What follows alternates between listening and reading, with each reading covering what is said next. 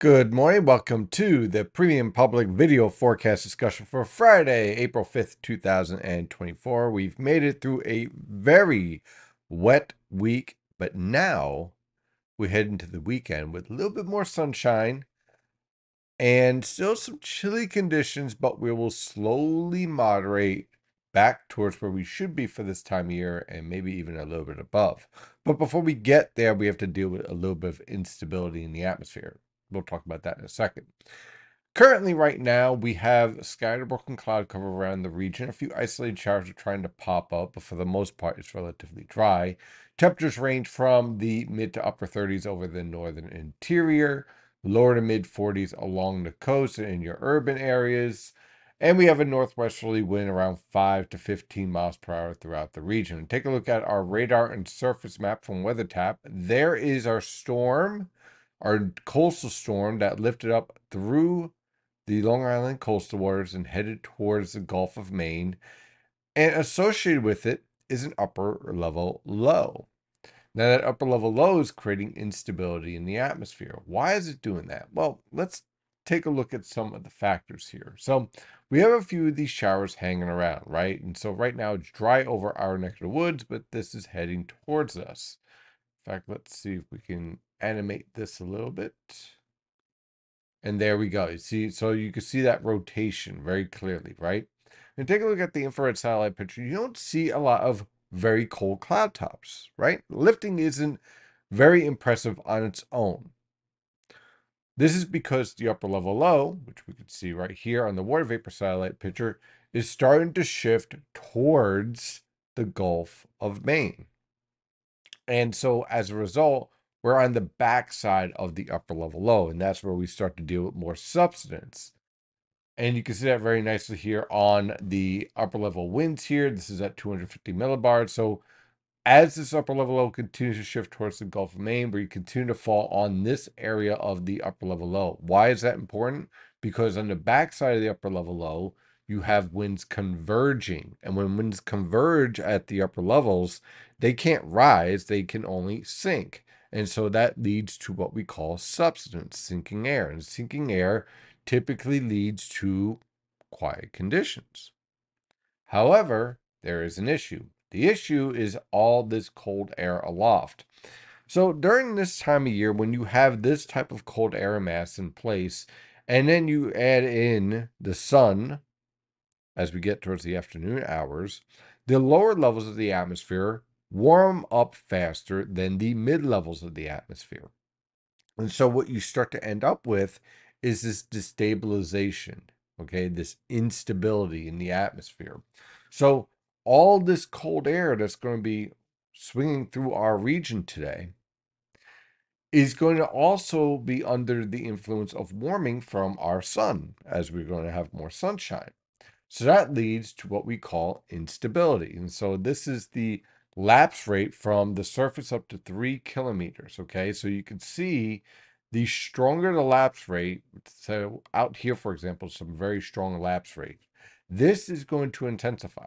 And as it intensifies, and as the gradient grows, that's going to lead to faster lifting, faster ascent of water vapor that's at the surface to rise up into the atmosphere. Much like what we see during the summer. During the summer, when we have cold, dry air aloft and it's very hot down at the surface, you can get destabilization and thunderstorms to develop. Well, that is essentially what we're going to be dealing with over the next 48 hours. Is this pesky destabilization in the afternoon with apexing between 2 and 6 p.m., and it'll be capable of producing some heavier downpours, and yes, even a little bit of grapple. So don't be surprised to get some snow and grapple mixed into some of this rainfall. So this feature is going to be hanging around the region for today until about tomorrow morning. By the time we get to tomorrow afternoon, we're going to be in a position where the cold air starts to subside. We still have the lifting here associated with the upper level low, but 500 millibar heights will start to rise. You'll start to support more substance over the region, and the cold air will slowly start to moderate and exit out of the region. So we're going to be steadily improving from here on out. But I think today is the best potential for having those pesky showers and those convective showers capable of a brief heavy downpour or a little bit of grapple mixed in, as that instability is going to reach its maximum potential. From there on out, we moderate, and guess what? We warm up pretty nicely here.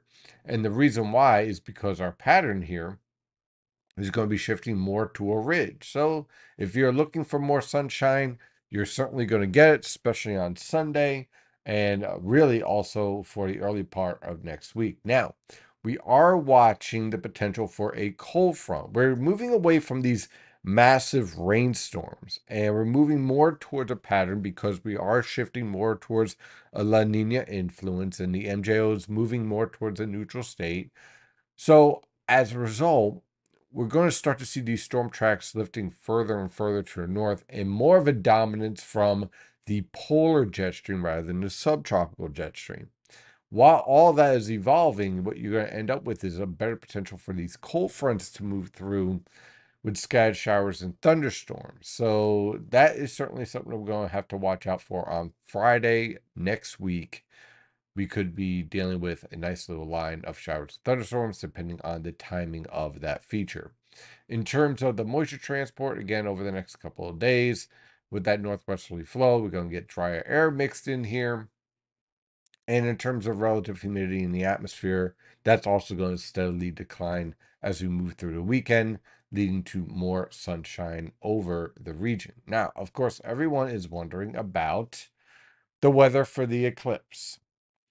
And if we take a look at 700 millibar relative humidity, you see a lot of dry air here in New England, a lot of dry air heading towards the Ohio River Valley. We have this band of cloud cover here that is going to be lifting through central Pennsylvania and into portions of Lake Erie and Lake Ontario. I wouldn't call this a overcast forecast in terms of the cloud cover potential, but I also wouldn't call this excellent. Okay, so you have a lot of low clouds associated in here during the afternoon hours when this eclipse is going to be approaching. Looks like the best conditions are going to be up towards the St. Lawrence River Valley, and you'll be pretty good in the Ohio River Valley, especially portions of northern Ohio. There's going to be a mix of sun and clouds. There's no other way to look at it. Of course, we'll have an update again. I'll throw this update in on Monday morning because I'm sure everyone's going to be looking for that as well. But I wouldn't call it the most favorable weather conditions out towards Western Pennsylvania and Western New York, but I've seen worse. So we'll see how all that plays out as we go forward. So over the next couple of hours, again, we'll watch out for those pesky showers and mixing with a little bit of snow from time. No accumulation, of course, but it'll certainly keep us chilly.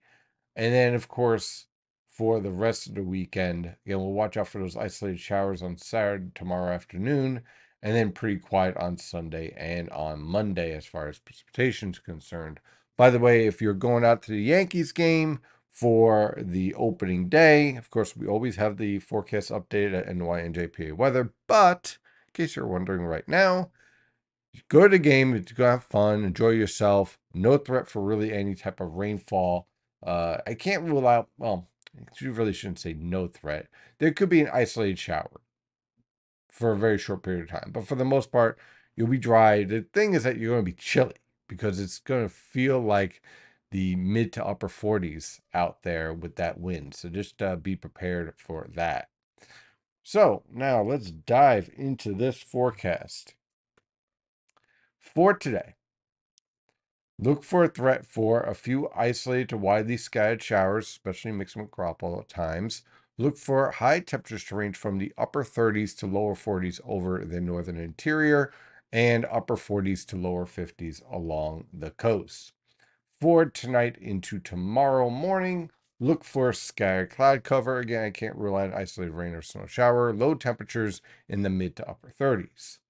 For tomorrow afternoon, look for sky cloud cover with a few isolated showers.